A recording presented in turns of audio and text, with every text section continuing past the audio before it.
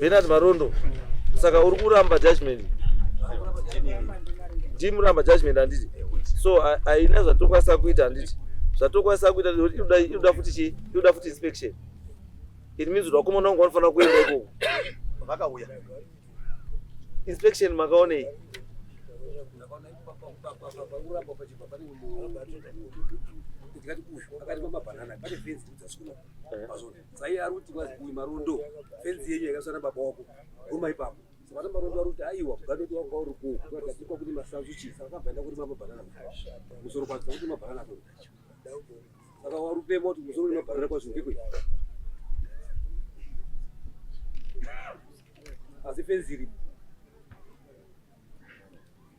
Ko pamakaenda kuinspection usamanga ngari kwero.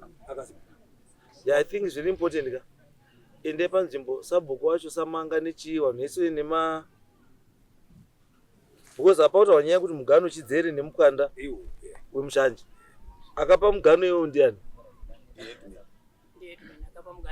No, ndo pandikuita concern pachepa. Headman haapi mugano mubhuku, anopa mugano ndisabhuku. Sabhuku wakanga waripo. But ka mukati mimi akapa mugano ndi headman. Zvatoshata. Headman haatofanira kutaura chinhu ipapo. Anotaura chinhu ndisabhuku.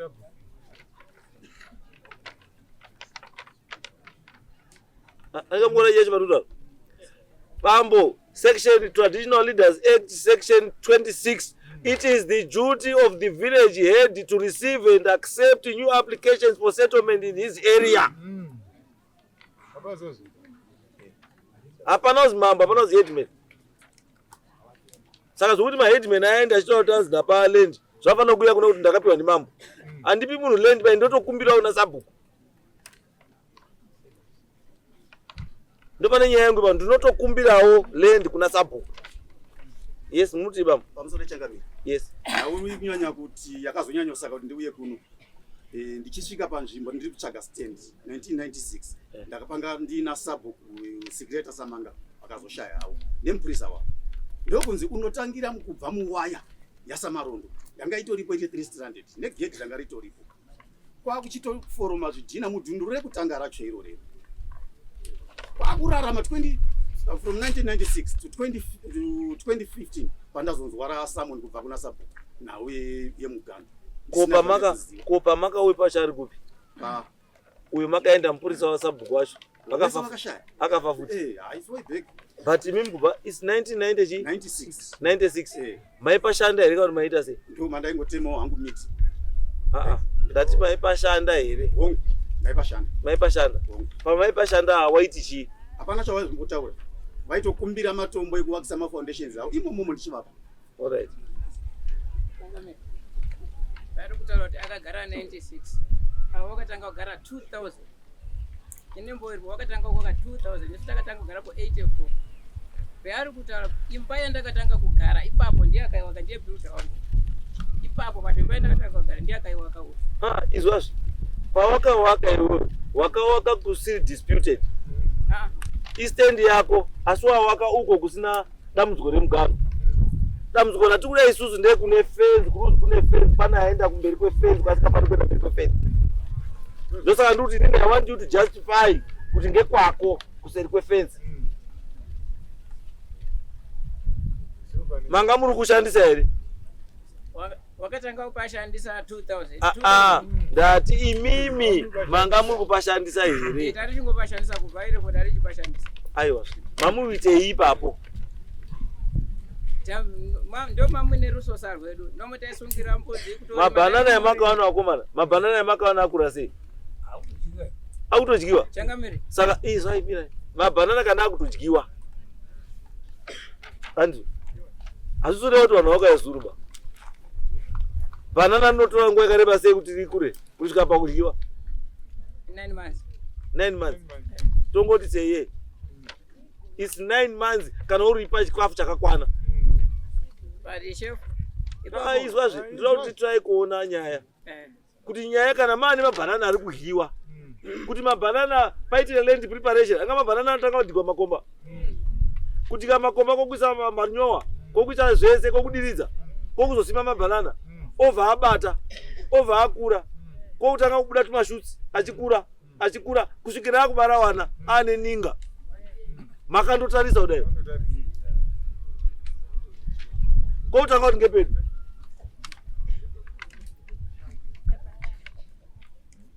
Changabe. Pakazosima mabhanana. Yakanga yambotongwa na She Samanga. Ndopatagurirwa na She Lloyd wanga waripo. Papa na She Chekufa. Saka pagurwa mugano yo aidiridza dzimba dzangu ari kudiriza mabhanana zvinhu zvazviri mu. Tatotaura. Akadzi maringeti apo sasa shande ba. Pakati alright akabvumirana nazvo akasaina. Ndobva azi chimusiya abvise zvinhu zvake zvirimo mamwe nebhindi dzanga arima dzakuibva zvachimusiya abvise bhinzi dzake achibvisa bhinzi sasa arima saka ipa akangobvisa bhinzi ndobva atosima mabhanana ndatoenda kubasa kwako ndandai kuti mugano uyo achinja mugano uyo akapiwa naLloyd. Ndati mugano wauri achinja mugano uyo akapiwa naLloyd kana kuti mugano wanga wagara uripo wakapiwa naLloyd. Wakapiwa naLloyd. Mugano wakapiwa naLloyd. Usiri the original mugano. Hausi original mugano kwa. Iyanga ya compromise kai yekuti mbaba ko parudiridzwa. Mugano wakaiswa as compromise yekuti uyarudiridza mabhinzi dzake mvura yanga irikuzopinda nepa window uri yabatemba akomba. Kochizi chiti pfure enda kure mbichana. Ndizvo. I compromise. Asi which means handiwo mugano bawo. Nduda mugano chaiwo pamakatangira.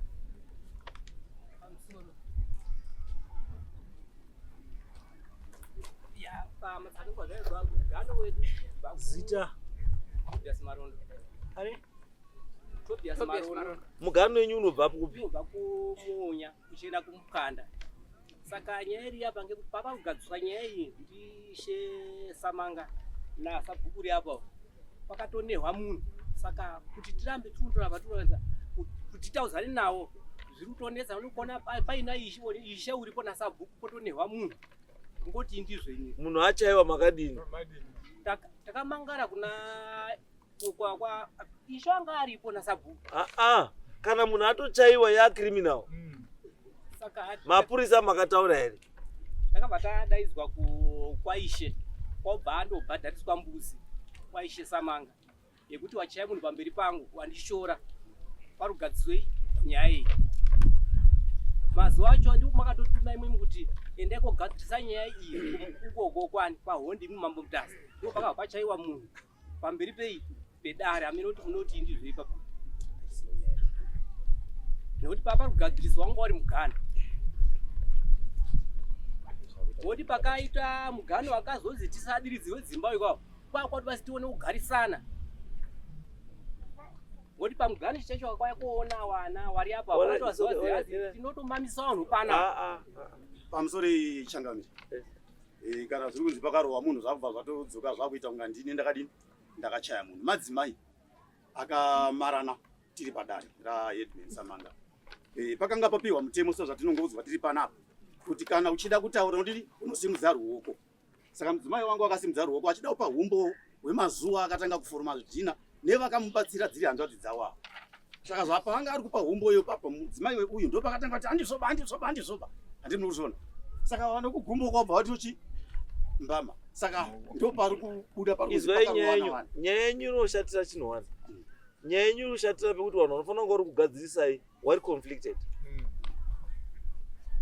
because munofanira kunga muri kugadziriswa nasabhuku naishe handizvo asi kana mukaona kuti ishe uri kusaidi uku sabhuku uri kusaidi umwe akatomubhadhariswa mbudzi nethe same chii ishe ndakamukona zvakutotaura kuti nyangwe chikaitwa chinoitwa apa uyu agara ane mhosva kare asati atongwa kana mboo yangu yakabhadhariswa futi mbudzi kwaChangamire mushure mokunga audza sabhuku wedu kuti mheta pakapihwa samaringeti mugano makanga musipo makanga muri kubasa saka ndo umbo hanga asida kuti dare ramakatuma iri havanzwi kuti vakanga vasipo baba vavo ndo vakati Lloyd ari Lloyd haasiri mudare manje uri kuhake kwaSamanga but haasiri mudare raHeadman varipo naso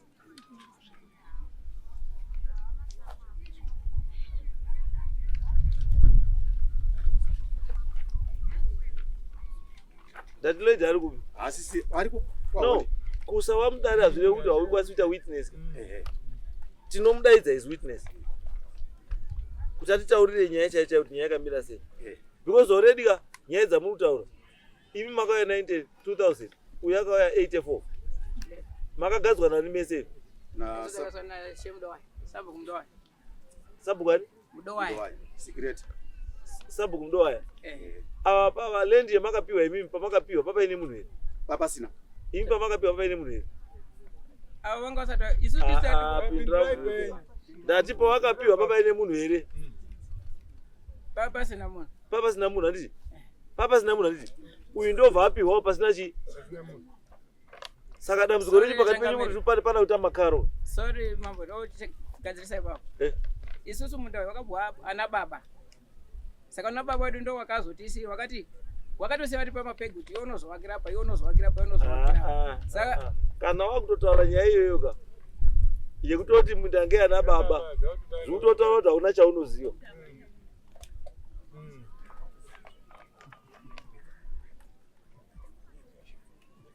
Ndiri kuda munhu akapiwa munda kana kuti munhu anga aripo pakapiwa munda. Iwewe uyu aweki ESA. Tiri kuda munhu agara pasi pagara pasi. Tiri kuda munhu anotaura kuti pakapiwa munda ndandiripo.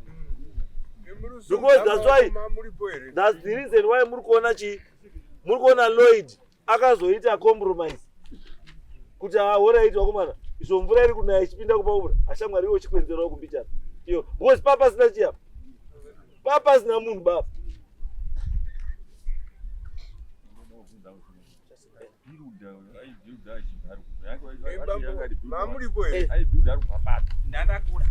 mina izwa mvunzo unobudzwa azi builder wako ndeuyo aku wako kumbanda ndiri baba wangu ndiye angari mupurisa dati builder akawakaimba yako ndeuyo ndiye aiwa kachibva kupi? Ndi 2007 ndati aiwa kachibva kupi? papa pake. Papa pake papi? Paari kugara izvozvo. Paari kugara izvozvo. Saka munobvira pambonetsana nenyaya yemugano? Hatina, takazotanga mu 2015 ndobva takatanga ku 2015 imi muimba akavaka 2007 hamuna kana dambudziko. Papa sikashandwi chakamira. Aiwa kusashandwa it means papasi pemunhu. No man's land yamuri kurwira. Because iwe mugano chaoneka kuti nongedza nhasi mugano wakasiiwa nebaba wako hauzivi because baba wako haana kumbokushawa mugano. Baba wako paka unongedzera ndepehoko pekuwaka wakapo iwe wakapo iwe asi kuti land yenyu inotangira papi chigura papi hapana. Mirai. Paripo. Samarondo ndiwo vakaisa waya. Panogumira yadhi yawo. Pandakasvika naSabhuku Samarondo ndiye baba wake. Ndiye akaisa waya. Ndiye akaisa waya yakaiswa rini? Ndiwa ngaziva kuma 84 85. Imi pamakaenda wakomana waya makaona yakaiswa rini? Yakatonyura mumiti. Kutakudzwa kuti waya ngekare. Samarondo wakaisa waya yake nepana. Asi wakati kwazi handiwo mugano wangu bandakazosiya space yekuti isoteme masanzo ndivharira nguruwe. Iwe isa fence. Mugano wangu uri ngechepa. Aiwa. Pasina fence.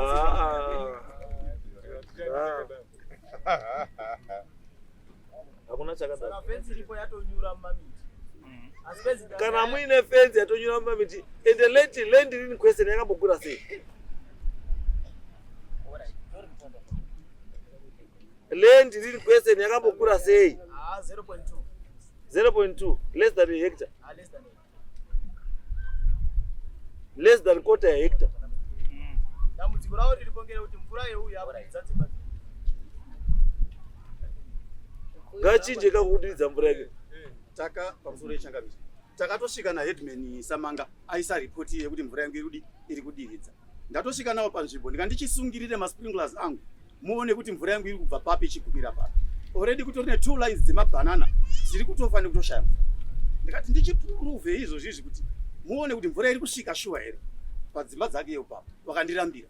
Ndakati zvakakontribhuta padare kaizvi.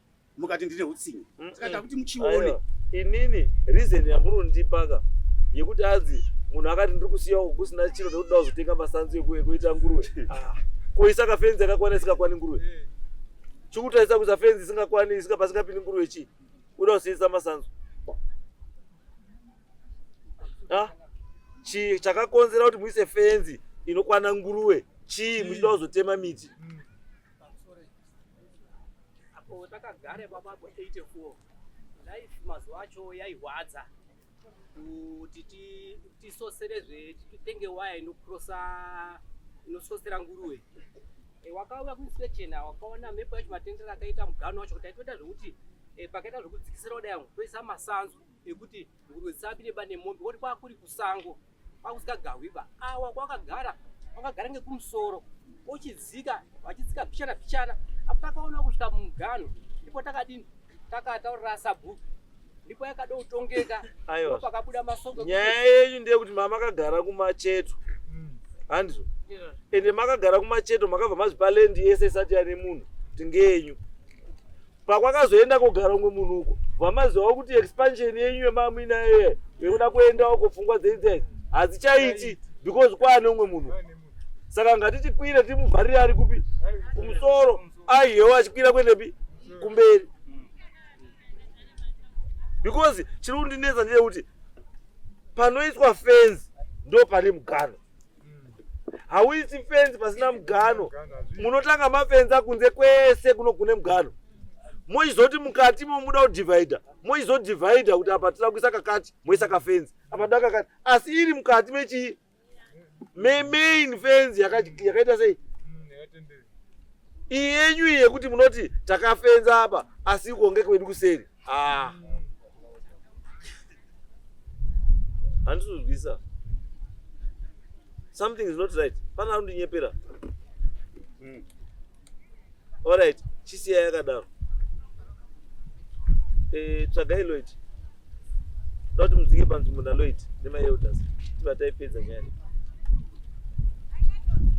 Was I Lloyd ndiye akapa tsvagai Lloyd. Takuizwa reason yake yekuchinja mugano ndei. What was the reason?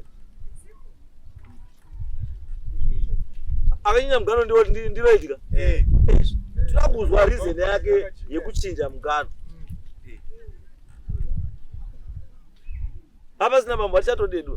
Takutouya ako futi. Apana ndodopotaura Lloyd wakachinja mugano ndishe chekufa wakashaya Lloyd wangari secretary. Saka mamutaurire Lloyd. Lloyd ndiye akabata bhemba. Saka Lloyd mamutaurirei kana anga asina chekuita nemugano. Lloyd ndataura paya ndikataura Lloyd pandazoti Lloyd ndakumuda ndo mautanga kuti Lloyd pauda chekufa ende chandoziva ini chekufa anga sikambofambi kusvika iko. Wakadzika ikona wakatumwa ndiLloyd. Saka Mwana wakutonga izvo. Ndati akatumwa ndiani? Lloyd ndiye ndoda kuti anditaurire reason yekuchinja mugano. Wakomana dzika yako pamuita inspection yeHondevhari. Lloyd nemaElders ari pairi ativa tapedza nyaya. Handei. Next case.